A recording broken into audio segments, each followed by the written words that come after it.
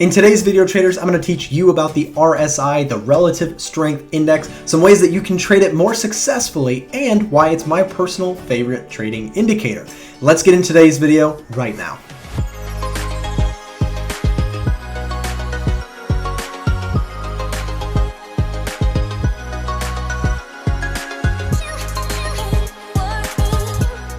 Welcome back, ladies and gentlemen, to another one of my videos. My name is Nick, also known as Trader Nick. I make all sorts of trading educational content here on the YouTube channel. If you're new around here, make sure you subscribe down below. Again, I make all sorts of content to help traders out. Also, if you enjoy my videos, make sure you give this video a thumbs up. It really does help me and helps the YouTube channel grow. Let's get into today's concept, which is going to be about the Relative Strength Index. Again, the RSI, as many people will refer it to.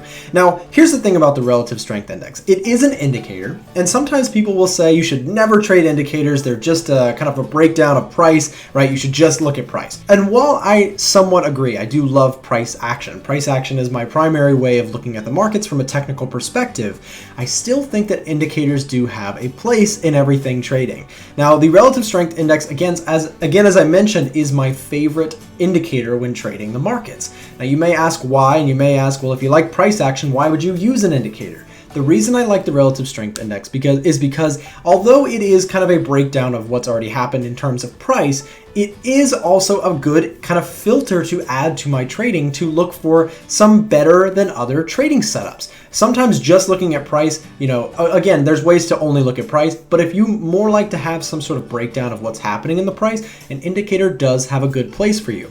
Again, when it comes to trading, everything is relative. What works for one person might not necessarily work for another person. For me, I love to take a look at the RSI as a way to kind of indicate what's going on with price. Is price stretched to the upside? Is it stretched to the downside? And that's exactly what the Relative Strength Index helps us do. What you can see here down below, I'll even make it big for a second. This Relative Strength Index here on the bottom of my chart, taking up a big chunk of the screen right now, this is the Relative Strength Index. And what you can see here, if I kind of just pull up my sketch pad, as you can see that it has a range here, right? All the way up here we have 100, that being the high point of the Relative Strength Index, and down here we have a 0 point, right? So this ranges from 0 all the way to 100. The Relative Strength Index basically is just a study of what is price doing. Is price stretched to the upside? Is it stretched to the downside? I'll go ahead and put the formula up here on the screen for those of you guys who are interested in taking a look at the math behind the Relative Strength Index. But very simply, it's going to take kind of how much the market has moved in one direction over a specific period of time.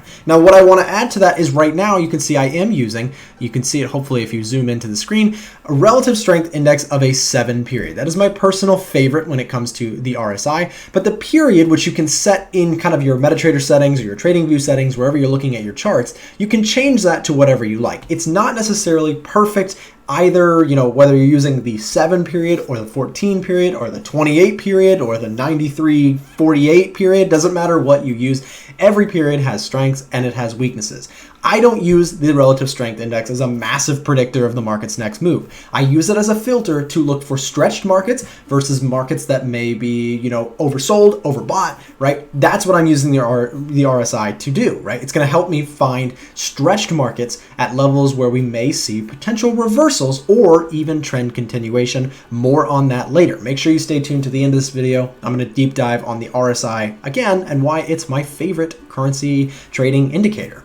So what you can also notice about this is take a look at how the Relative Strength Index is kind of oscillating between these high points and these low points back and forth. Typically, that's what you're going to see with the Relative Strength Index. You're going to see the price or the movement of the Relative Strength Index indicator kind of going back and forth across the highs and the lows. So with that said, you can see that when we look at price, take a look at this right here. Notice that on our price level right here, we had kind of a low point. In fact, we formed a low before reversing to the upside. And look at what it lines up nicely with. Take a look right here. Well, we had a Relative Strength Index print down below. Now, what does down below mean?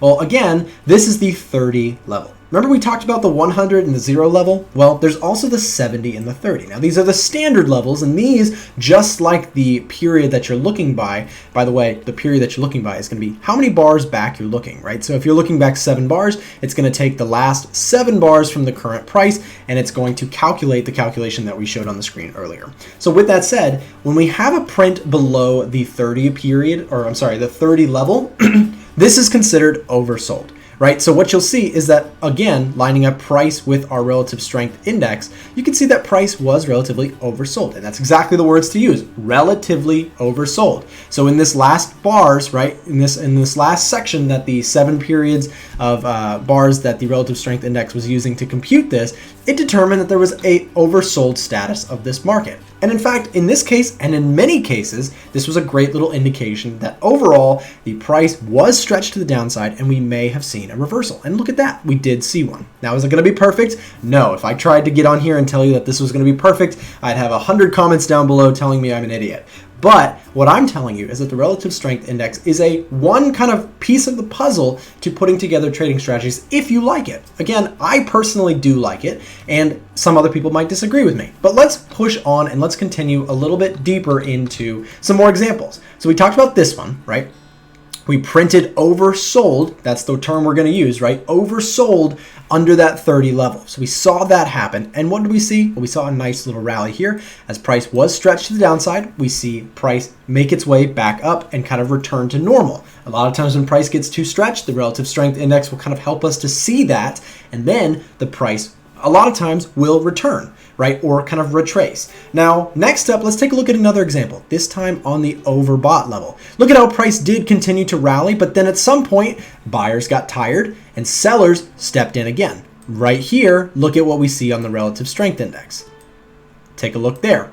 A beautiful little overbought. So price stretched to the upside this time. So as we saw just on the downside, it also can occur on the upside. And that's exactly what we saw. We saw price get stretched to the upside and then nice little rollover effect there. And again, this happens again and again and again. Now it's not going to be perfect, and there are certain market environments, again, why you should stay tuned to this video. There are certain market environments where this is going to work better, and there's certain market environments where this is not going to work at all. So we need to talk about that so that if you're going to use the RSI, you have a little bit more education behind you. Again, if you're enjoying these videos, make sure you give this video a thumbs up. It really does help me grow the channel, and I want to reach more people and help more traders. So if you want to help that too, make sure you link the video down below. Let's go ahead and continue on. We're going to talk about kind of the pros and cons of the RSI, right? So again, one more example. Take a look at this. Price got stretched, but look at this. Price might have been concerned, let's say right around here. I know that's drawn by hand. It said overbought right here. Well, the market didn't roll over like it did in the past examples. In fact, it actually kept going up. So the relative strength index is a bust, right? It's no good. It doesn't help us. Well, not necessarily. It did kind of indicate that the overall market here was stretched to the upside, but it wasn't a perfect predictive timing indicator. That's what so many people are looking for. They're looking for, hey, when this goes over the certain level, I'm just going to sell and it's going to be money printing machines from there. And that's not necessarily how trading goes, right? Little hint, hint, trading is never easy. There's never one easy answer that's going to give you all the right trades. But we can combine things. We can work to understand markets in a better way and to combine things and can make confluence kind of work in our favor so that we get higher probability entries. Again, more on that later. So again, the RSI printed overbought and price continued to go higher a little bit before it started to roll over. So maybe there's not perfection in just the relative strength index by itself. Here is where things come into play. Here is where we need to consider some more factors into our relative strength index kind of study here. Let's get out of this draw pad for just a second. Let's bring this a little bit back down to earth and look at what we're looking at overall in this market. What do you notice about this market? Well, you may have said that the market is overall trading to the sideways direction, and you would have been right? Price is moving side to side. Now, this is a great opportunity to use relative strength index. Why? Because the market is not trending super hard. If the market was trending super hard, then what we see is a big trend. Let's actually find one, right? Look at this. Let's see if we can find a trending market, right? Here, this was a pretty decent indication when we got overbought here. We saw price kind of fall back down. But let's look like right here, right? You could have said that maybe price was considered oversold. It came just down shy of that 30 level, but look at this. Price didn't reverse massively. It actually kept going. So a lot of times when you have trending environments, relative strength index can suffer, right? So again, using the right market context is important. So going back, if I can even find our example, maybe I can. Going back to our example, well, I don't even know if this is the same level in the chart, but it works. When we see a price level like this, right? When we saw price trading in a range or sideways trading, more choppy, indecisive market movements, this can be a great place for using relative strength index on both sides. Stay with me on this, okay? So as price came to the stretch to the downside here, right? Take a look at this. Nice little indication, nice small bounce, not a huge one, but we did get a bounce, right? Price comes back down into the lows here. And look at that, a beautiful bounce off of that oversold printing. Next, take a look here. Look at that. Nice little trade to the sell side as price came overstretched to the upside. And again, and again, and again, right? So beautiful little trade on a sideways market. But notice the key phrase there, on a sideways market. It's not going to be perfect. If the market is trending up, then overbought might be relative, but not necessarily perfect, right? Because if you say it's overbought here and the trend is up, trends can continue and continue and continue. And there's entire trading strategies built on this concept that momentum and, kind of markets in momentum or pushing to the upside can just keep going. So if you're trying to sell into a market that is just absolutely moving to the upside, you might run into some problems. So with the relative strength index, some of the ways that I like to trade it is to use it in a choppy market environment. When markets are less decisive, there can be great ways to use the relative strength index with more success. Now let me add one more layer to this and say that in a trending market, if I can find an example, there's ways to really trade kind of a pullback with a relative strength index, right? So for example, we'll see if I can find one. You can see that, for example, right here, right? We had a breakdown, and let me make this. I just changed my colors, guys. Let me know if you're still watching this down below in the comments. Do you like my new colors here, or do you not like them? I kind of want to hear from you guys on what color you'd like my charts. If you like the dark setup here, let me know. But again, we could use this with combination of momentum, right? For example, we have the start of an uptrend. We have a break of this level of structure, right? Combining multiple things, as always on the channel, is one thing that we talk about and again to increase probability of success. So we have a momentum break, right? We're moving to the upside. The trend is up now and we get a pullback. Well, now this might be a little bit more effective way to trade the RSI, right? If we get a pullback in the context of an up move, right? The trend is now up, we see a price pushing to the upside, and then we get a pullback. Well, again, this could be a great way to trade using the RSI, using it in combination with a trend, right? So if you're in an uptrend, we'll go ahead and what I'll do is I'm gonna clear some space. Let's see if this will work. Bear with me here, guys. So let's say that, yeah, that's gonna work. Let's say that, for example, we're using the RSI on a trending market.